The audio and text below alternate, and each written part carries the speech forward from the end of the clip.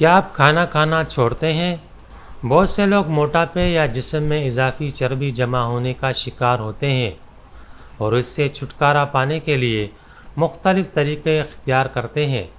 ایسا کرنے کے لیے بہت سے لوگ بغیر کسی مناسب علم کے مختلف طریقوں کو آزماتے ہیں، جیسے ڈائٹنگ، ورزش کرنا یا کھانا چھوڑ دینا۔ بس تصور یہ ہے کہ اگر آپ کم کھاتے ہیں، کھانا چھوڑ دیتے ہیں تو آپ کا وزن کم ہو جائے گا۔ اس کے علاوہ کبھی کبھی آپ صرف کھانا چھوڑ دیتے ہیں کیونکہ آپ کام میں مصروف ہیں۔ وجہ کچھ بھی ہو، آپ کو اتنی دیر تک بھوکا نہیں رہنا چاہیے، اور اگر آپ ایسا کرتے ہیں تو آپ کے جسم میں بہت سی تبدیلیاں آتی ہیں اور آپ کو کسی بھی طرح سے مدد نہیں ملتی۔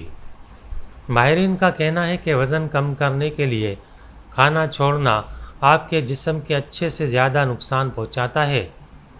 وجہ کچھ بھی ہو، آپ کو اتنی دیر تک بھوکا نہیں رہنا چاہیے، اور اگر آپ ایسا کرتے ہیں تو آپ کے جسم میں بہت سی تبدیلیاں آتی ہیں اور آپ کو کسی بھی طرح سے مدد نہیں ملتی۔ اگر آپ کا کھانا وقت پر نہیں ہے یا آپ طویل عرصے تک نہیں کھاتے تو آپ کو بہت زیادہ کھانا پڑے گا۔ ایسا کیوں؟ اس کی وجہ یہ ہے کہ جب آپ کھانا چھوڑ دیتے ہیں تو آپ کے جسم کو زیادہ بھوک کی خواہش ہوتی ہے۔ عام طور پر بنیادی مقصد صحت مند کھانا ہے، لیکن آپ کا جسم صرف غیر صحت مند کھانے کی اشیاء کی خواہش کرتا ہے، اور آپ دیکھیں گے کہ جب آپ بھوکے ہوں تو آپ اپنی پسند کی کوئی بھی چیز بغیر پابندی کے کھاتے ہیں۔ اگر آپ ایسے شخص ہیں جو مستقل طور پر کھانا چھوڑتے ہیں تو آئیے آپ کو بتاتے ہیں کہ آپ کا جسم آپ کے سسٹم کو فاقہ کشی کے موڈ میں منتقل کر سکتا ہے۔ اس کا مطلب یہ ہے کہ جسم توانائی کو بچانے کی کوشش کر رہا ہے، تاہم آپ کا ناشتہ یا رات کا کھانا نہ کھانا آپ کے مجموعی میٹابولمز کو کم کرتا ہے اور وزن کم کرنے کے عمل کو سست کر دیتا ہے۔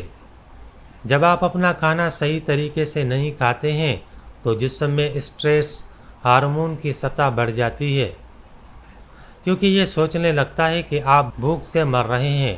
اس سے آپ کی صحت پر منفی اثرات پڑ سکتے ہیں۔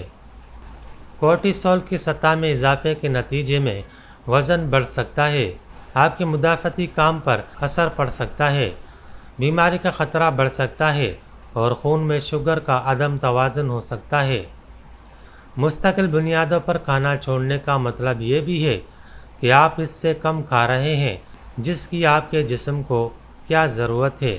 یہ آپ کے جسم کو متاثر کرتا ہے اور آپ کے مجموعی غذائی اجزاء کی مقدار کو کم کرتا ہے، جس سے آپ مختلف غذائیت کی کمیوں کا شکار ہو جاتے ہیں۔